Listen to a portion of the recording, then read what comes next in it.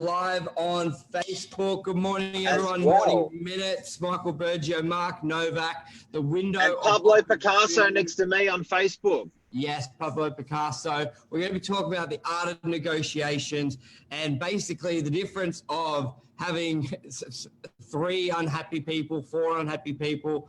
Even the person who buys the property is not happy with how potentially the agent has handled it, and how you can have a happy scenario with all parties, even with the buyers who don't buy the property. I think most agents can relate to a negotiations where they look back and go, oh, I could have done that better.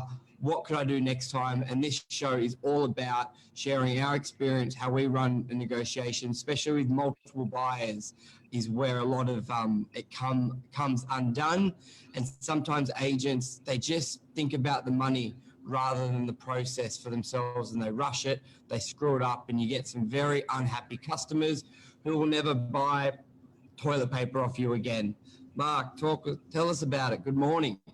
Hey man, look, this process, it's a process, and it's something a buyer can recommend to an agent. It's something a seller can recommend to an agent in a negotiation, and so it's a process that other people can use in other businesses. So in a business where there's a product that's particularly competitive to sell, for us, auction scenario is bloody awesome. But if you're not going to do auction, what's the next cab off the rank? Almost like a silent auction, or is there another process that you can use to make everyone equally unhappy or equally happy? I guess it's the same thing. But it's a very, very hard and delicate situation when you get to that negotiation. You love the property, another buyer loves the property, a third buyer loves the property, and you're looking down the barrel of the negotiation saying, shit, what do I do here? And you're hanging on every word and every breath the agent takes to get the inroad to try to understand what your next move's going to be.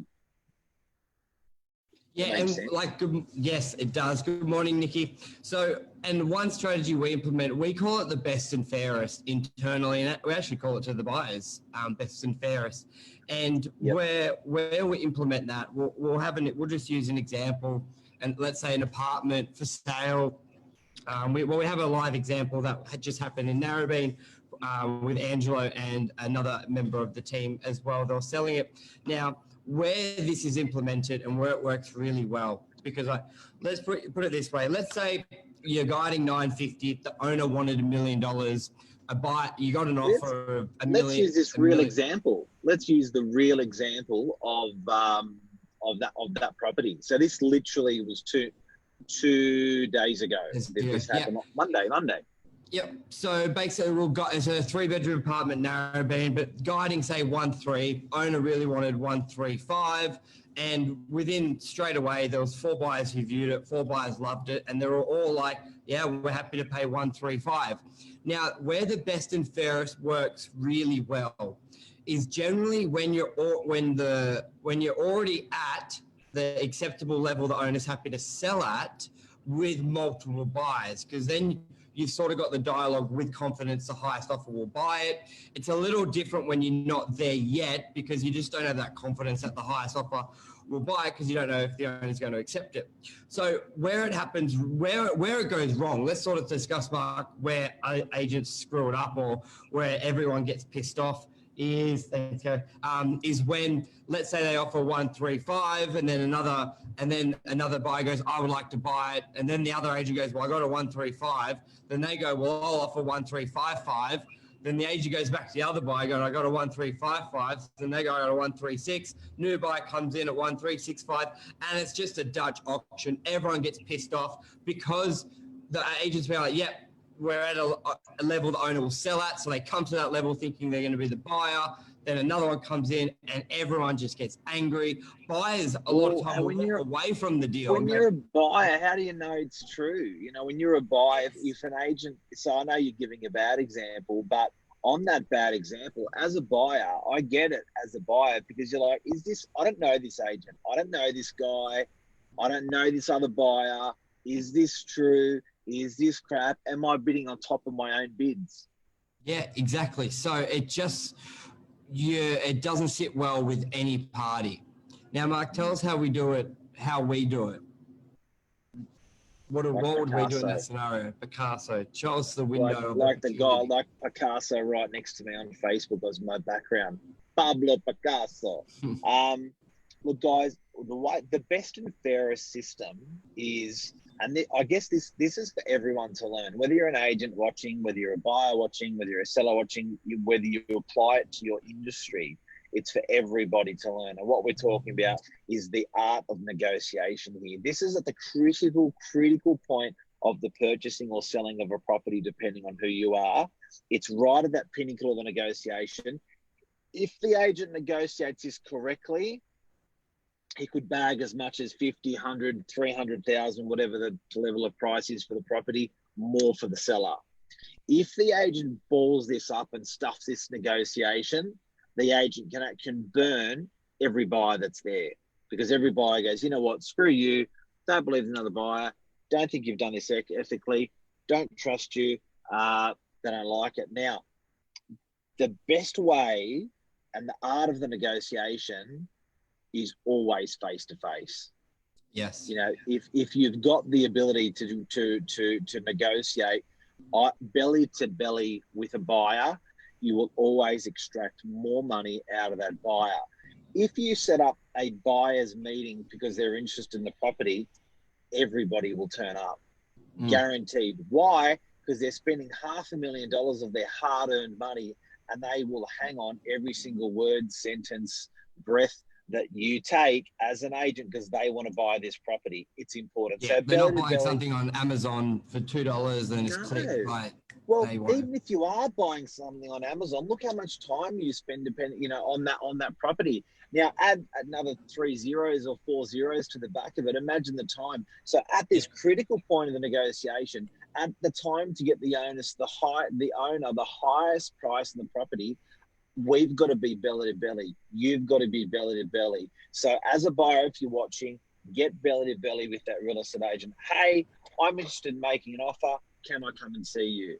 Hey, I'm interested in making another offer. I'd like to come in again. There is not an agent in town that'll say no.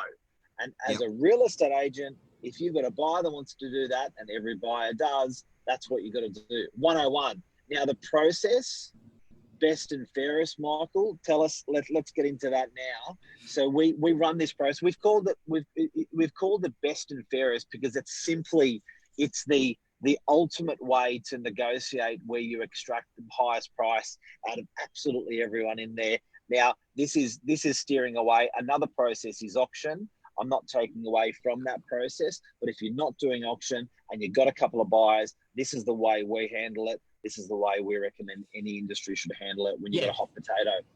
So we get face to face with the clients wherever it is, and you sit the client down and you just basically be open and honest, which is key. And you say, we've got multiple parties all at a similar level for this property. The owner is definitely very keen to sell. They're motivated. So what we're going to do moving forward to avoid all the Dutch auction back and forth, which a lot of buyers don't like, and then you almost get them to say, you don't like that, do you? And I hate that way. So how do you do it?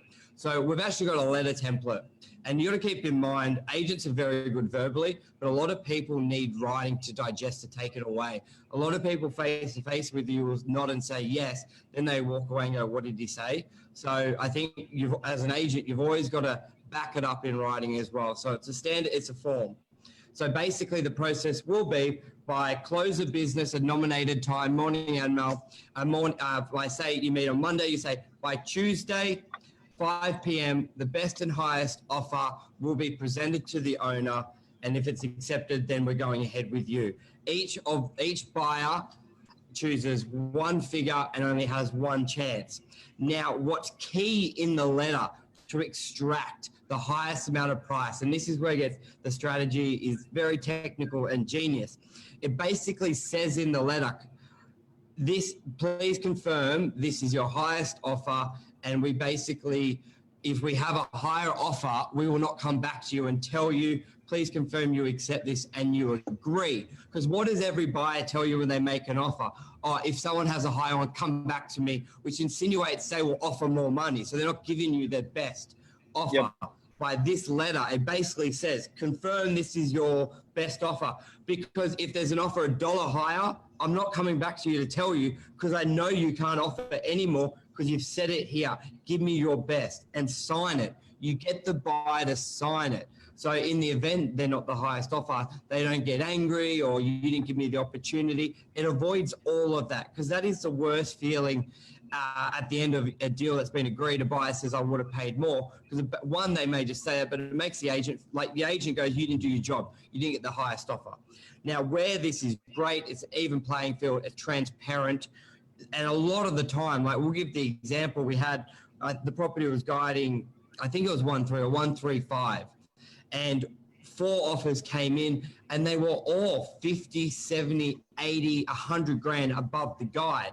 And they were truly their best offers. And the owner was ecstatic. Like we've had, we'll just keep with that one example. So then you get the envelope 5 close of business and you open them all up and you got 1, 2, 3 offers. And the key thing is as well, Mark, is it's got in there, you confirm to exchange straight away. So it's not like someone gives you a really high offer. He goes, oh no, I can't exchange for 2 weeks. It's very key to identify the buyer will have the 10% deposit check, will have the contract ready to exchange straight away. Because there is nothing worse than you have the higher offer and it takes a week to exchange and the other 3 buyers like, well, what's going on? I'll increase it, I'll do this, and it goes to shit. So it's very important to identify that the buyers understand they will not get an opportunity and they have to exchange straight away. Alternatively, we're going with the second offer, whoever exchanges within that couple of hours. That's key. So if you could take a photo of that and whack it up on Facebook for us, on Novak Live, for anyone even if you're watching on Insta, whack that up so people can see what we're talking about at the end of, we've got a couple of minutes just to close up, but closing up the nuggets. So what we talked about today is the art of the negotiation, right at that time of attempting to get an offer accepted. As a buyer, you've got, the agent saying, look, it's going to be sold, it's going to be selling, it's going to be sold. You're there. And there's another interested party. They always say that. Buyers always take it with a grain of salt. There's always someone else interested. Are you talking? Yes. And I don't know if it's truthful or not. You never know if it is. There's always another buyer. But generally, you call bullshit and it sells. You go, damn, and the next time you're a bit sharper. But that's what we're talking about now. And running that process, it's critical. As a buyer, you can ask for this process to be run. It's called best and fairest. As a seller, you can ask for this process to be run. It's called best and fairest. And as an agent, you can run this process. This is typically when it's not auction. It's the best way, and it takes all the bullshit. But don't forget, guys, the art is getting belly to belly with your buyer. You will truly extract more out of your buyer in information, in money, in honesty, and rapport. In rapport, and that goes both ways. Yes. That you will truly get that if you go belly to belly, and then you run the best and fairest. So what that is, again, in summary, is you are giving a deadline to the prospective purchasers out there.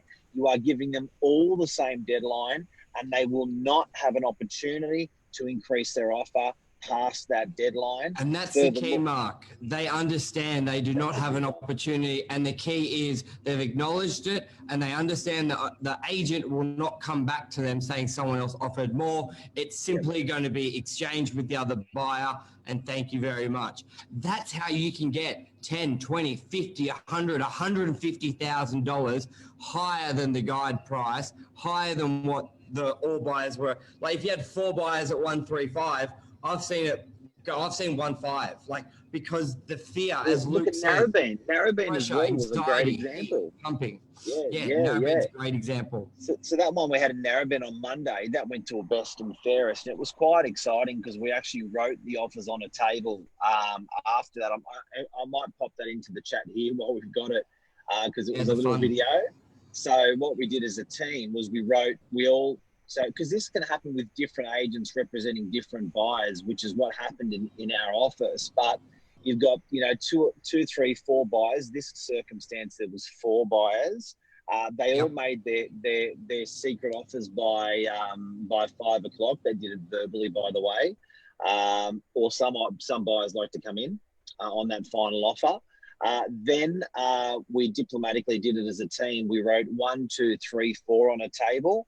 And instead of starting with 1 for 1 million, we started with 0 for Angelo even did the cents. And then we worked the cents, the dollars, the $10, $100, $1,000. We worked in on the number and then we wrote that down. It was a bit of fun. I'll put the video in here so you can see what we're talking about. But yeah, it's the art of negotiation. And that's the difference, because the unit below sold for 125 like a week before. So not only did we have the same unit, it got more. Good point. It works. And even from where that one buyer was, let's say they sold at 125, we got it up to 1.3, 1.35. The best and fairest got it over 1.4. That's it in a nutshell. Same unit, same floor plate, same building, one level below, same market. No view, so it wasn't a view to change it, none of that. Same. One level below, sold for $150,000 less. I attribute this to great agents. I attribute this to the art of negotiation. I attribute this to best and fairest, great database. Furthermore, the property was only on the market for 48 hours. Beautiful. And that's a wrap. I think we covered it. Giddy up.